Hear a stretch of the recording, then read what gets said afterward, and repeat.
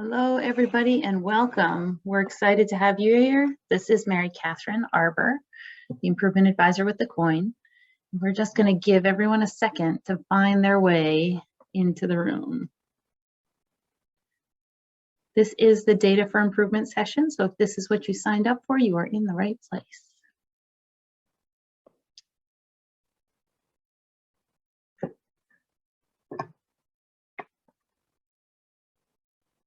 All right.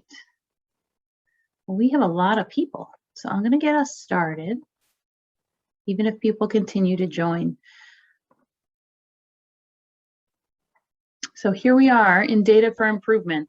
This is option one. If you really wanted to be in the root cause analysis room, just type a chat message to Kate Hamby-Hopkins and she will get you there. All right. In the meantime, let's get started this way. When we say, now let's look at some data, how do you feel? Type in the chat box.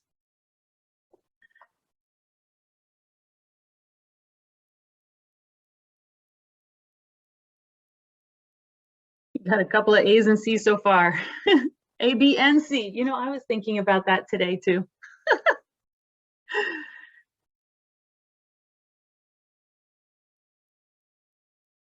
I love this. So I see a whole spread and some people who feel some days like A, some days like B, some days like C. And honestly, I feel the same way. Most of the time I'm a B kind of baby on data. I'm pretty excited to look at data. But if it shows something really terrifying, I feel like A. If it's nothing new, I feel like C. Yes, Emily, everything's recorded, so you can access the root cause analysis later. Good. Good. So, we have emotional reactions to even the idea of looking at data before we look at data. Even the word data can make us feel excited or nervous or something else. And, why do you think that is? For me, I think a lot about the fact that data can sometimes be used for judgment. So the little girl on the right-hand side has an assignment she brought home with not the best grade, right? But it can also just be used to drive learning. And on the right, what you see those are my children. And the taller, older one is working on the easy peasy lemon squeezy out the door routine, which is really just a way to help me not yell at him. And the little guy is working on sitting at the dinner table during dinner. So we made star charts, and as you can see, they actually love their star charts, and we look at their data and they earn stars and they get excited about it. So we all have these experiences, and I want you to let us know in the chat what's one time or one experience you've had when data was used for judgment.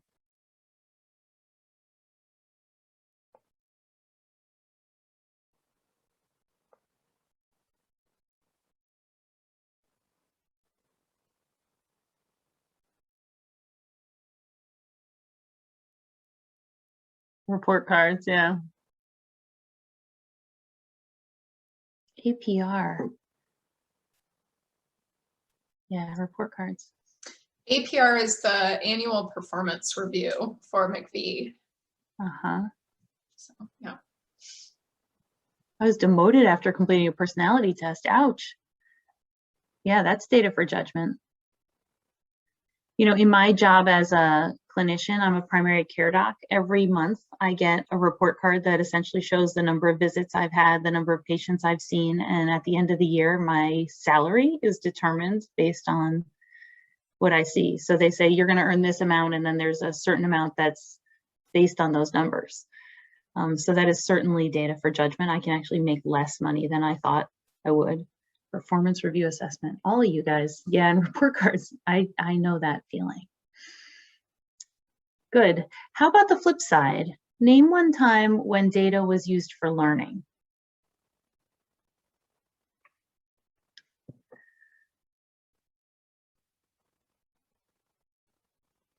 These are CQI projects. Nice one. Excellent.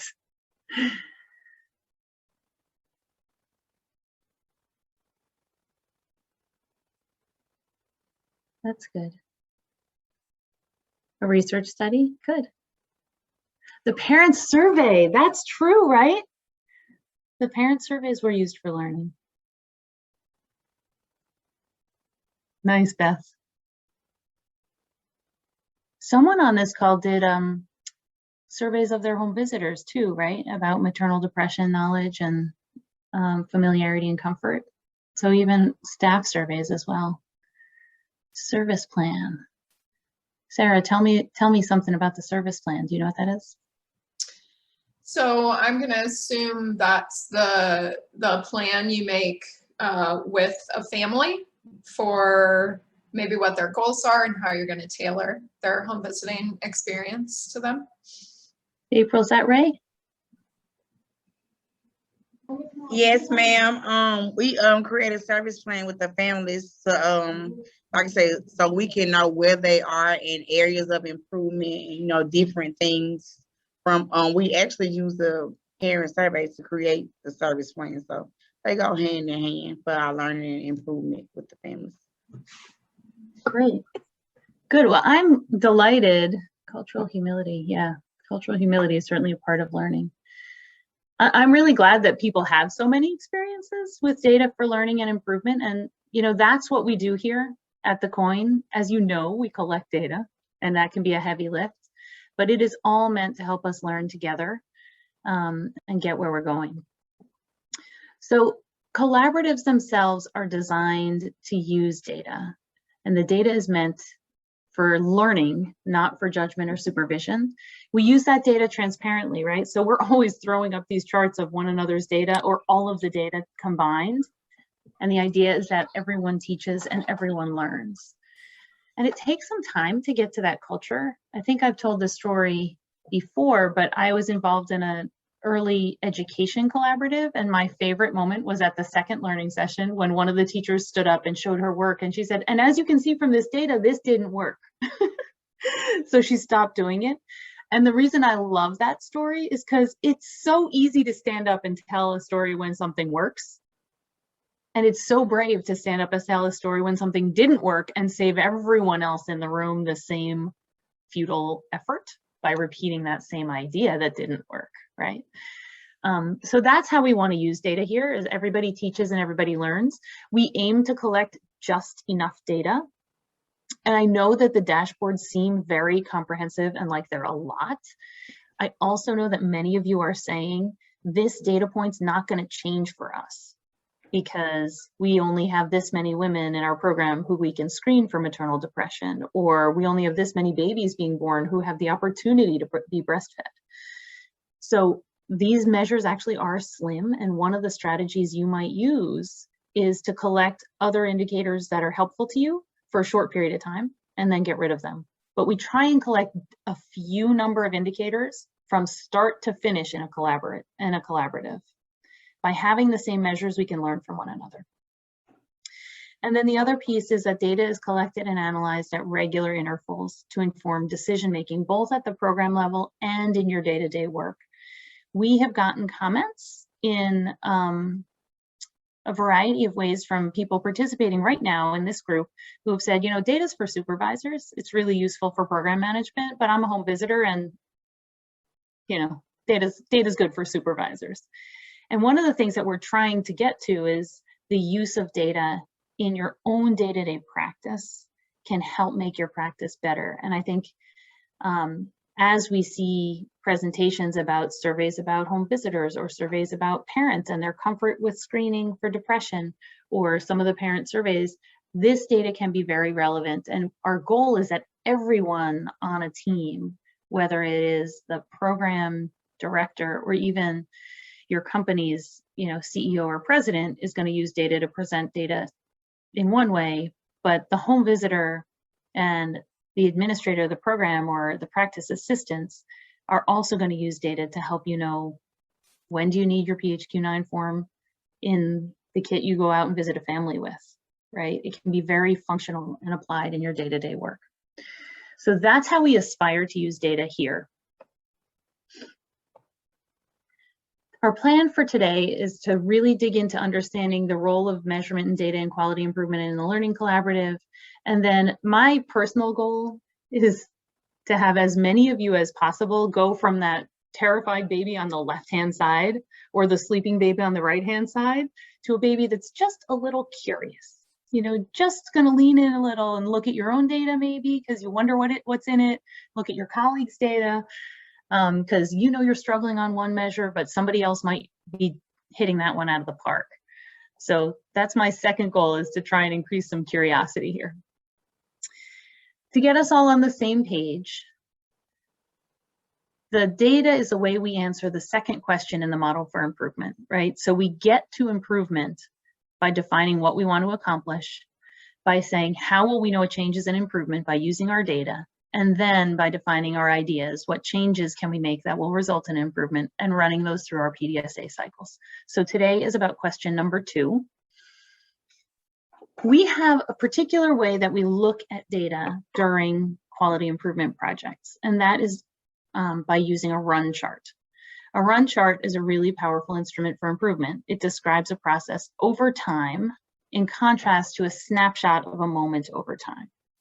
So why do we use run charts? I'm going to tell you a story.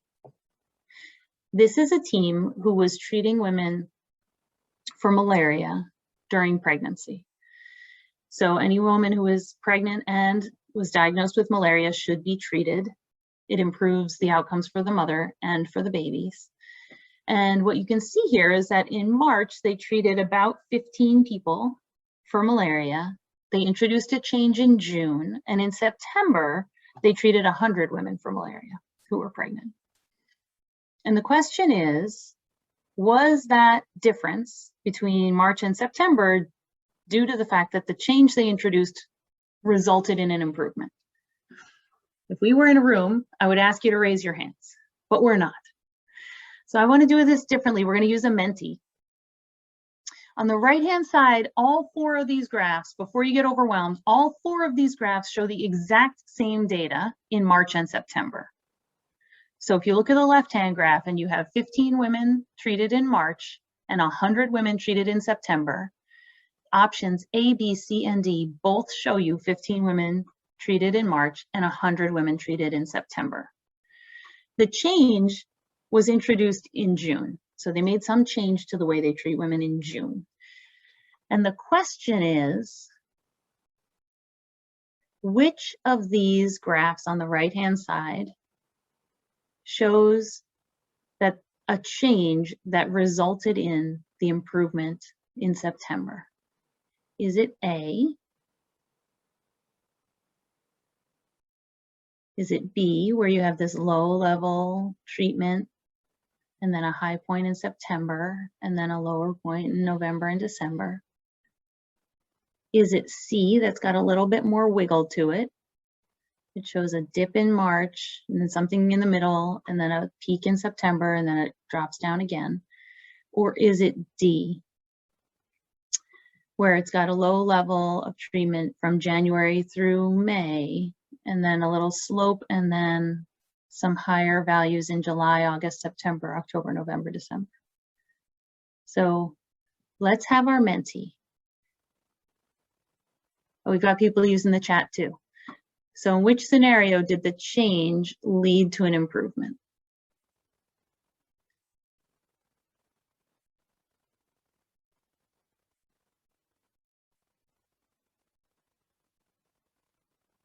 Four answers in the chat. Everybody voting for D. Here we go. Now we've got some numbers coming up.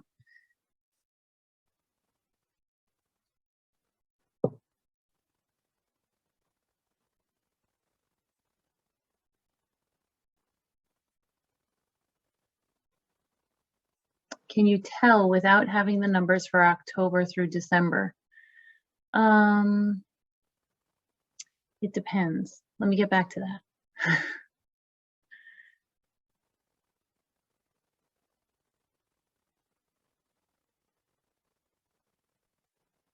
So we've got a predominance of answers in D, which and a predominance of Ds in in the chat as well. So let's pull back and look at those graphs again. If you can take the Menti down for a sec. So this is kind of tricky, right? We have a change introduced in June. And honestly, the first time I saw these, I didn't get the right answer at first. And the right answer here is D. So what we see here is that there is a stable lower treatment rate from January through May. And then the changes made in June, and the rate of treatment goes up in July, and it stays up in August, September, October, and December. And that suggests that the change in their procedures that was made in June was in fact due to the change introduced. Yeah. We don't see your screen anymore. That's a problem. Thank you for telling me. Yep. And I couldn't see the chat, so thank you for saying it out loud. Okay, so now do you see my screen? Yeah, we do. Okay. Alrighty, so what I was talking about was right down here. This is the graph that shows one level of performance in January through May, and then a change was made and an improvement in performance. All of the others still have a high level of treatment in September, but you can see this was a gradual improvement in chart A that began sometime in April and was already getting better when they made the change and continued to get better. So it's unclear whether the intervention in June made any difference. Here in B, it's almost easier to see that their true performance is right around 10 or 15 women a month. And this thing here in September is an outlier. It might even be a data entry error, right? Their finger slipped and instead of saying 10, they said 100. And then in C, it's a little more unstable, but they had a higher level of treatment before March. March was an anomaly, it was kind of low. Then it was right around 50 again. September looks like it's an anomaly, it's higher than usual, and then C drops right back down to 50. So the reason we use run charts is because they really help us to see if we annotate them well, meaning if we put our changes on the timeline on the bottom of the graph, we can see what changes lead to changes in our data. So we do this not just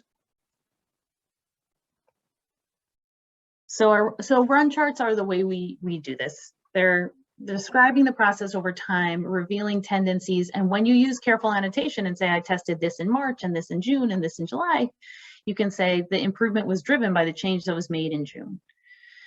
Let me show you an example from our own work here. So this is a run chart from the Maternal Depression Coin 2.0, Cohort 1, the Alabama team. So what you can see here is that the outcome we're looking at is the percent of women with a positive screen for maternal depression who verbally accepted a referral and had accessed one or more evidence-based services.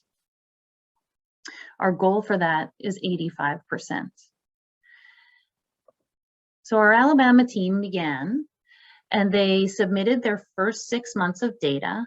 They actually submitted baseline data before the coin began. So they, in January, February, March, they submitted their data, and then the coin began in March of 2019.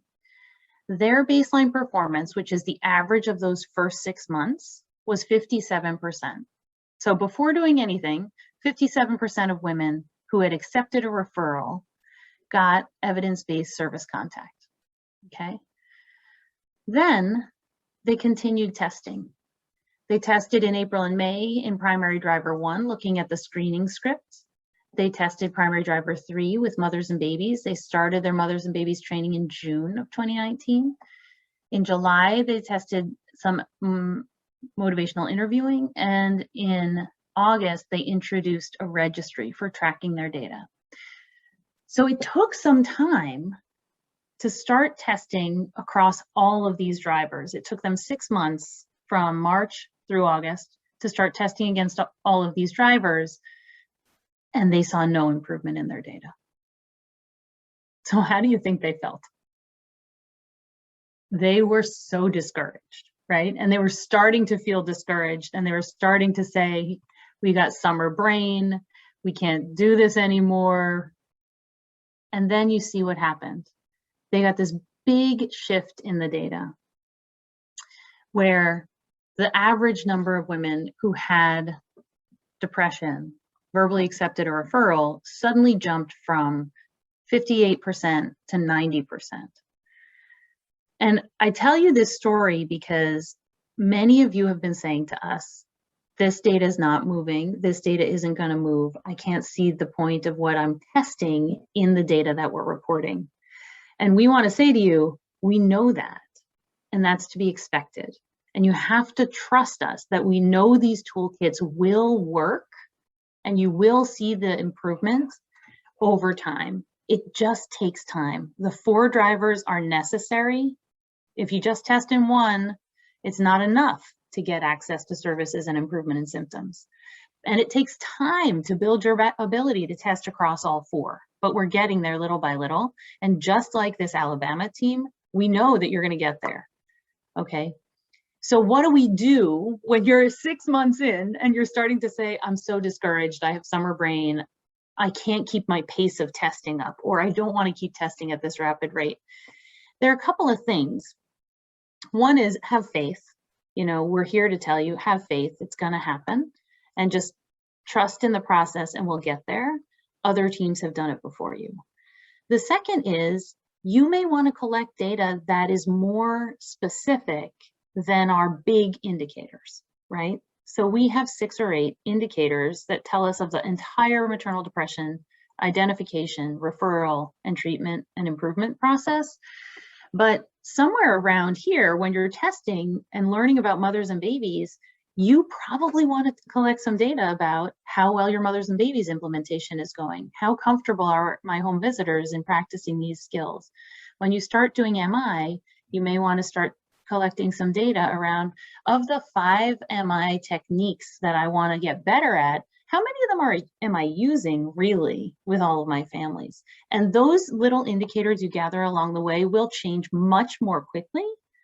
And it's okay to collect them for 1 cycle, for 2 cycles, for 4 cycles, and then drop them.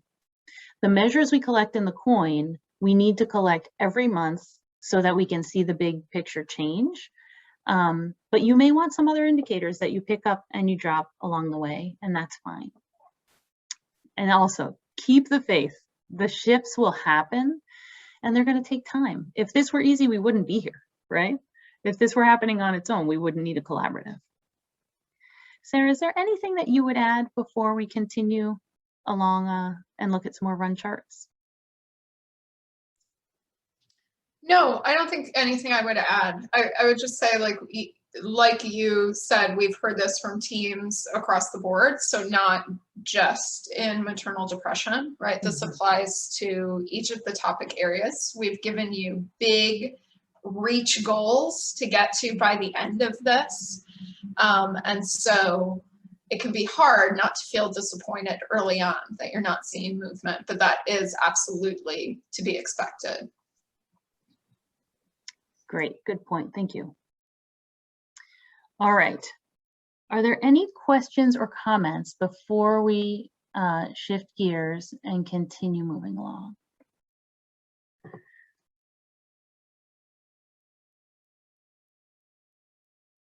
Okay. So the next thing I wanted to talk about is that we at the Coin talk about a dashboard. And when we talk about a dashboard, I really like to remind us that it's just like a car, right?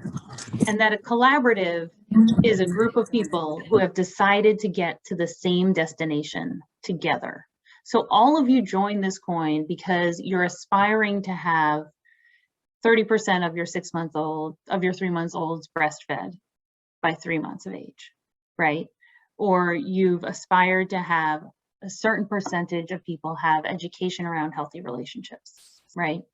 So we have these goals that we share, and that is our destination. Our dashboard of measures is just like a car. If you've got an odometer, it tells you how fast you're going. If you've got a GPS, it tells you how much farther you have to go. And when you look at those two things together, you can say, if I continue driving 20 miles an hour and I've got to go 1,000 miles, I'm not going to get there by next week, right? And that's what our dashboard is meant to tell us. We're on track, we're moving in the right direction. I need to test in this driver, not in that driver. I need to speed up or I need to slow down, right? I'm moving along with my peers, or there's somebody who's further ahead on that measure and I can learn something from them to accelerate my own improvement there. So that is why we call it a dashboard. It's gonna help us make adjustments to what we test, how fast we test, to ensure we all get to that ultimate SMART aim by the end of the collaborative.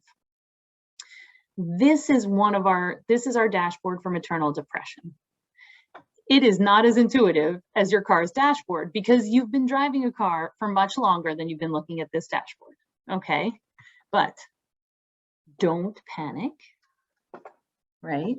Don't panic. I'm gonna walk you through how to read one of these charts, and all of them are the same, okay? So step by step, when we look at the coin run charts, the first thing I want us to do is read the title. The title of this one is the percent of women screened for maternal depression within 3 months of giving birth. Then I want you to notice the goal.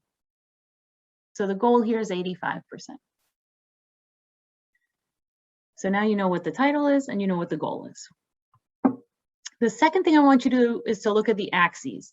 Now the axes are the line along the bottom with its labels and the lines along the side with their labels.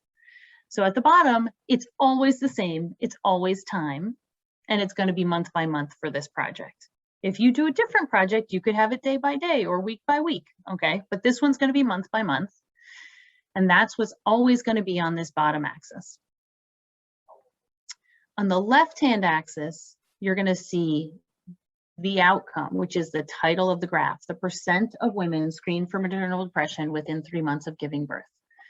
All right. So 100, 75, 50, those are the percentages. And then the last one is the green dots are the number of women who gave birth 90 or more days ago, and that's red on the right-hand side. So now you know you're looking at the coin run chart for the percent of women screened for maternal depression within 3 months of giving birth, and that's roughly somewhere around 90%, right? We know it's a little bit over the goal, which is 85%. But if you want to dig deeper, you can say, well, how many women am I talking about? 90% sounds good, but how many people is that? And then you would look at the green dots and you would see that those green dots are red on the right-hand side. And you're talking about something between 1,000 and 1,500 women. So that's a lot of women who are getting screened for depression within 3 months of birth in all the programs in the collaborative. And that's really exciting. When you first looked at this graph, I know you didn't feel very excited. I know you felt like the baby on the left or the baby on the right.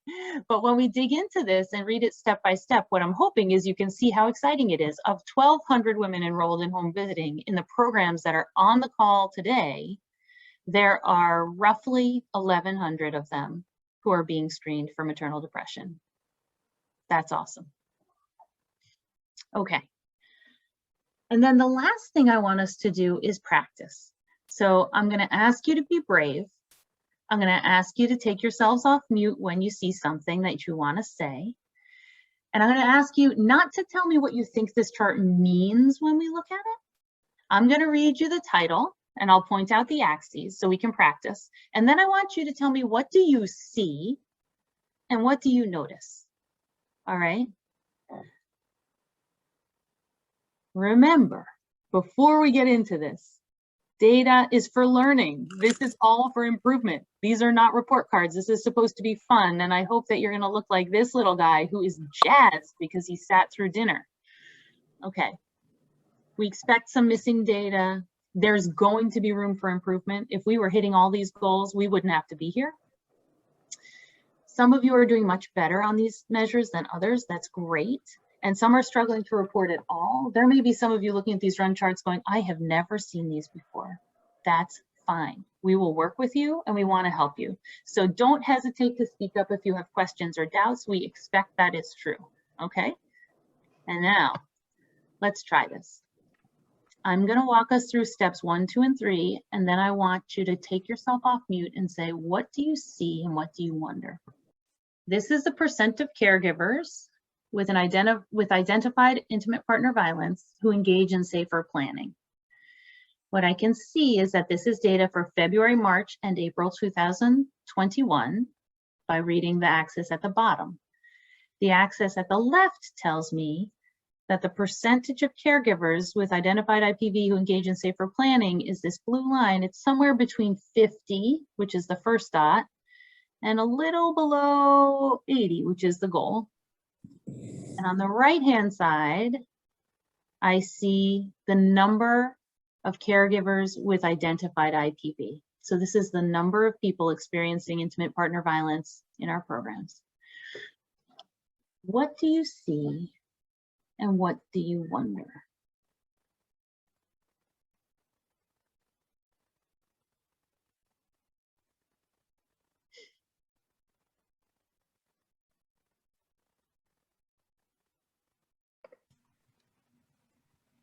I think I'm seeing that the percentage of the caregivers who had identified IPV that engaged in safer planning increased over those 3 months, and it got closer to the goal. Good, great. So thank you, Amy. So you see that this blue line is curving up, right? And getting closer to the goal. And what do you wonder, Amy? And I wonder what happened to make that increase, what strategy they might have tried, or is it something else that made it increase? That's awesome. And that is a great example of what we hope will happen when you look at these, right? You go, wow, I see this line that's in this shape. I wonder what led to that change in shape, what led to the rise, and it's neat to think about because this is the summary data where we add all of the programs together, right? And so when you go through your storyboards, you're going to hear from other teams, this is what we tested and this is what we tried. And then you'll be able to see the individual programs run charts and see, but my run chart took a dive, right? Or the other run charts got better, and start looking at what was tested and what seems to be driving the improvement. Great. Thank you, Amy. You are a brave soul, and that's exactly what we hope will come out of these run charts. All right, let's do another one. So this is, and I'm not going to read it all through because one of you can do that next time. This is the percent of women with an intention to breastfeed who initiate breastfeeding. Okay. What do you see and what do you wonder?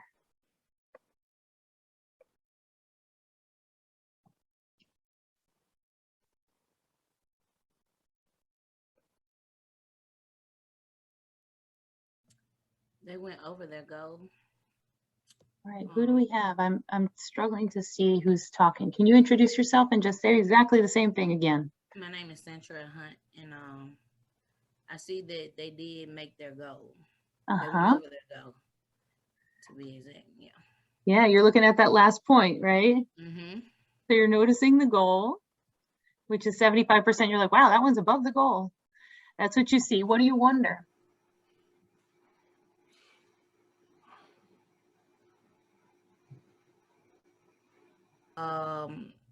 What did they use? How did they encourage these women to breastfeed, to want to breastfeed and actually do it? And yeah, it appeared that they was content with it. So yeah, look at that. Good. Perfect. Does anyone else see something else on this one or wonder anything different? I will say something. Shvadumo Hirsi.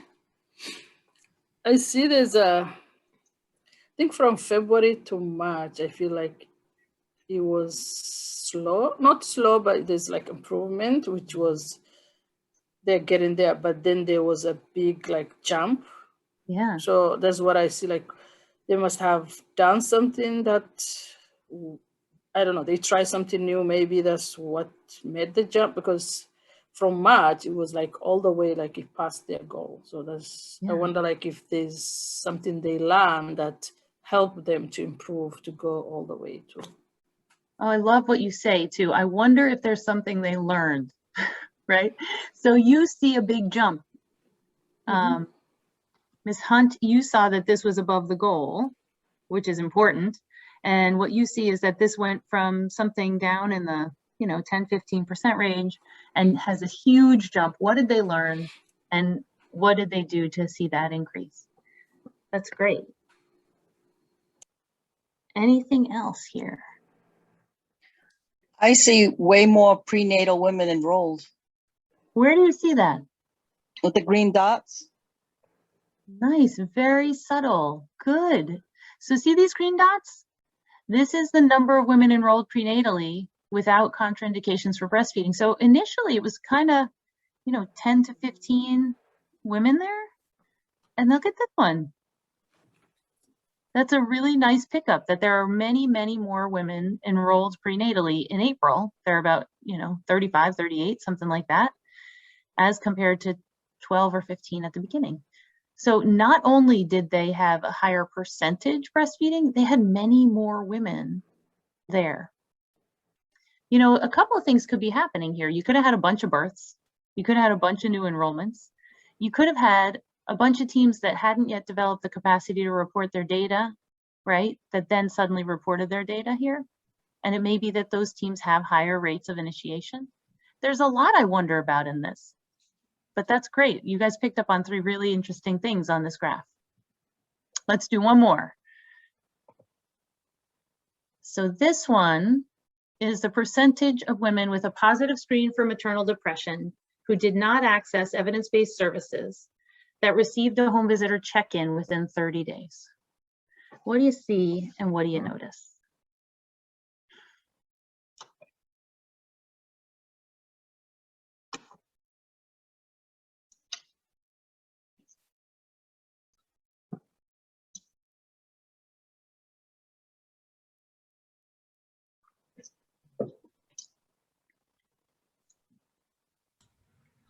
I guess that data, this is Amy again, just seems to be kind of holding steady, the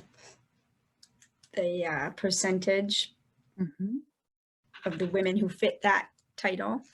Good. Not a lot to increase or decrease. Yeah, seems in the blue similar line. across all these months.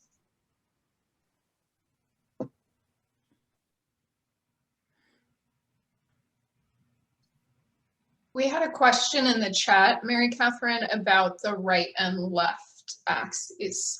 Perfect. So the left axis is the percentage. So that's where you read this blue line. You say, oh, these dots should be right over here. That's about 40 to 50%, a little below 50%. And the right-hand axis is where you read the green dots, the number of women with a positive screen 30 or more days ago. So what you can see is in the denominator for this, there are 140-ish women in this green dot to be read on the right-hand side. So that's a great question, but you read the denominator on the right. The other thing we showed here were small multiples. So these are individual sites, graphs of the same outcome. And what I like to do on the dashboard is pull up, hit the small multiples button, and you can see who's making progress on this. And can I go and see what they're testing? So these are exactly the same graphs, but for each LIA. All right. So I found that, I hope that you guys enjoyed that. I really appreciate your participation. And like I said, I hope that at the end of this session, you're looking a little bit more like this baby the next time we say to you, now let's look at some data.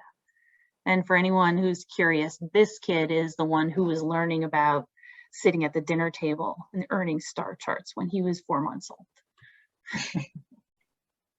And he looks curious to me.